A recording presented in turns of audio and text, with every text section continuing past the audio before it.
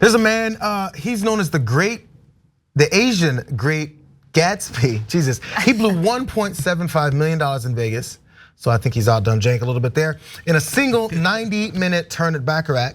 But there's some more to this story that's a bit insane. First, we're gonna talk about how he accumulated all this money because it wasn't on the up and up at all. So first, this guy's name is Jho Low, and he was involved in what is known as the Malaysia Development Berhad, or 1MDB scandal. And it has billions of dollars were siphoned from this government into this investment company. More details here from the Washington Post. Much of the money that was raised was allegedly embezzled. The US Justice Department says that some $2.7 billion of the $6.5 billion of Goldman Sachs helped raise for 1MDB was stolen by people connected to ex-Malaysia Prime Minister Najib and diverted for other bribes, a luxury yacht, fine art, even funding for Martin Scorsese movie, The Wolf of Wall Street. How's that for ironic? What do you know?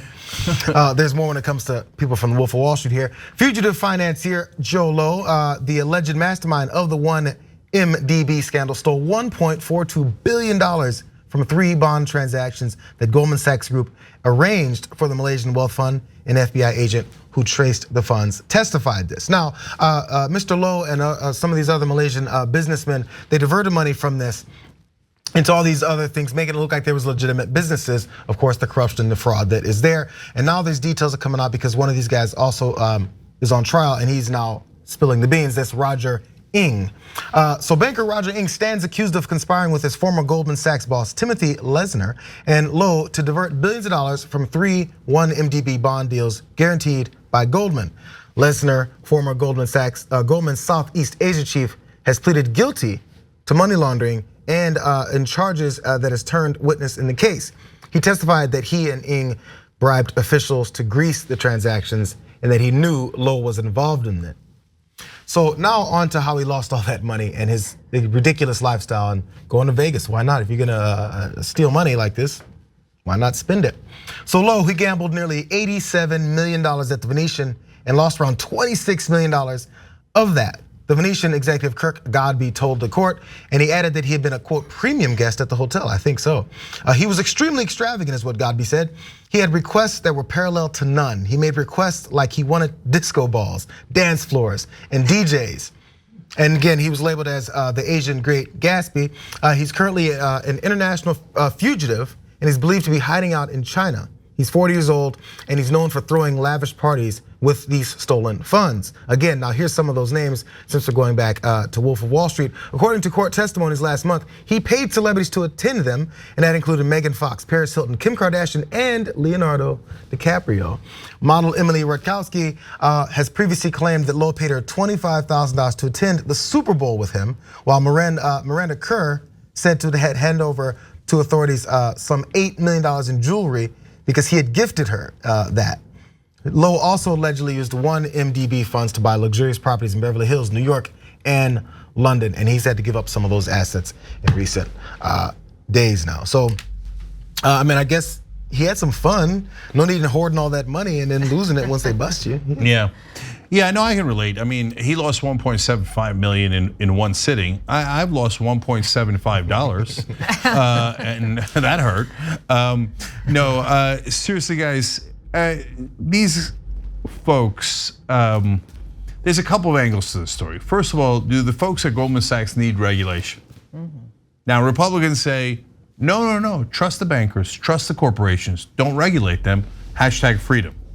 Okay, yeah, the freedom to steal $1.42 billion. Okay, so I'm glad they're chasing him down, but he already got the stuff and he's already in the wind. He's gone, right? The second part of the story about the gambling, I mean, there's a little bit of irony there. I get it. You know, you want to spend the money, the lavish parties, the disco balls, sounds fun. If you're gonna steal it, I agree with Jerry, you might as well spend it. Okay, you're gonna hoard it for what? Okay, God knows when they're gonna get you, go and spend it. But there's the great irony of like Goldman Sachs, which is generally Republican, helps them take the money. Well, then they'll say, no, we didn't know, etc. I'm sure some apparently did know. And then he goes and gives 26 million of it back at the Venetian, owned by Sheldon Adelson, who's a Republican donor. So that money's flowing through Republican circles, and they're having a grand old time with it. But there is an irony in, let me go steal your money so I can lose it to that guy.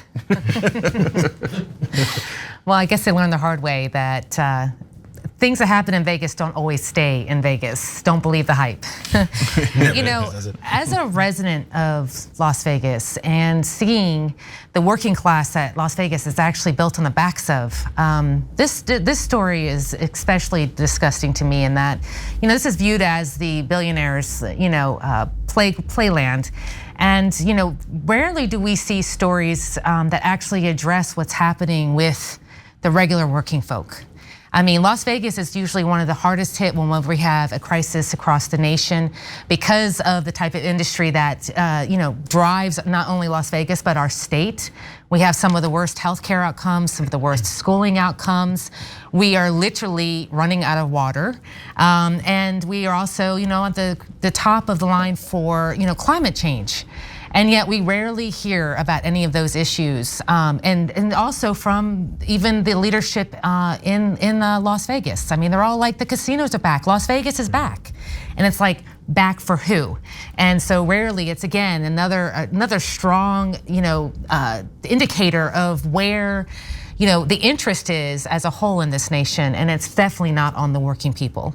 So when it comes to those people, I'm sorry, Jay. When it comes to those people that people don't talk about, because I've been to Vegas many times. I went to college out here, so the trip to Vegas was a 4-hour Friday night, and it was easy. And we'd stay at random little hotels. But so when it comes to those folks that do get the short end of the stick, and they're just the regular people there, it all funnels right back within the Vegas circle, back within the casinos and those bigwigs, or is there like some kind of you know, phantom where they say, oh, we're gonna do this for the people of the city, but they actually don't? Where does it all, how does it kind of work with that? It's just whoever pays off like any other politician, pays them to give it back. So the Strip actually isn't part of Las Vegas proper. It actually is incorporated in its own. So we can go down that path, but no, you know, right now they are not flipped up to full staffing yet, and they're actually making the people that have come back do more work. You know, and then there's a whole subset that most people don't think about when they think about Las Vegas and the casinos, and it's the small business owner, the entrepreneurs.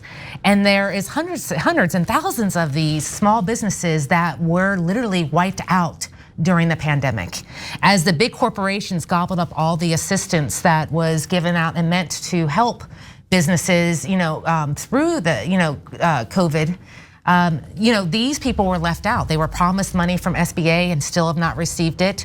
And you only have to go outside of the Strip just a little bit, and then you'll see our huge homeless population, and it's only going to increase. And on top of that, we have investors coming in and gobbling up all of the housing, so that they don't have affordable housing. We have some of the least available in the nation. And this is all under the beautiful lights of the Las Vegas Strip. So coincidentally, Amy's running for Congress in Vegas, right? This story happened to me in the news today, but it is an interesting, you know, look into the very high end, right? And remember, guys, look, there's mythology in America that the rich deserved it, that it's a meritocracy. So if they're rich, they must have merited it. And then if you're not rich, you must not have merited it. The dude just stole the money. Okay, flat out stole it. He didn't merit anything, okay? And then they basically, by losing it at the Venetian, he then hands it over to the Adelsons, and you could argue about whether they earned it or not. But did they share it? No. And what do they use their money on? They use it on buying off Republican politicians. Sheldon Adelson gave over $100 million to Donald Trump. And then what did Donald Trump do? He crushed the unions for them. He made some corruption charges in Macau disappear for him. And he moved our embassy in Israel for Sheldon Adelson. Trump won the Adelson primary in 2016, where they went and all kissed his ring at the Venetian.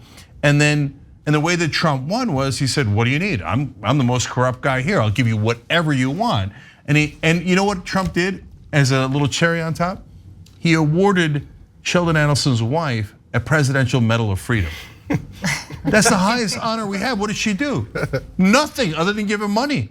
It's amazing. So do they share it with the people of Vegas, the workers of Vegas? Of course not. The number one thing that Adelson wants out of all of that wish list is make sure that my employees get paid the lowest wages possible.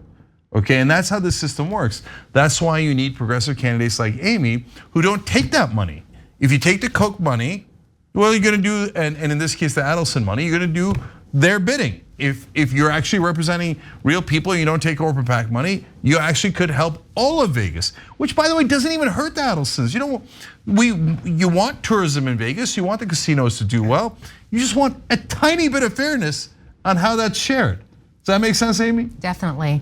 And there's such a disparity between what the executives are making versus the workers. And they are constantly having to go to fight with the unions that are in town, just to be able to keep their health care, to put money back into the school system. I mean, the list goes on and on. And unfortunately, we have a bunch of leaders who are very complacent.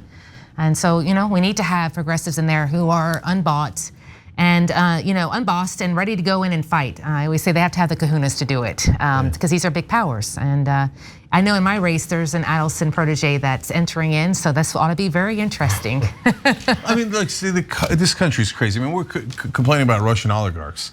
We have our bankers helping those same Russian oligarchs to rip people off, and we can't even look into the private equity and the hedge funds to see if they have Russian assets, even though the American government's putting up a $5 million bounty.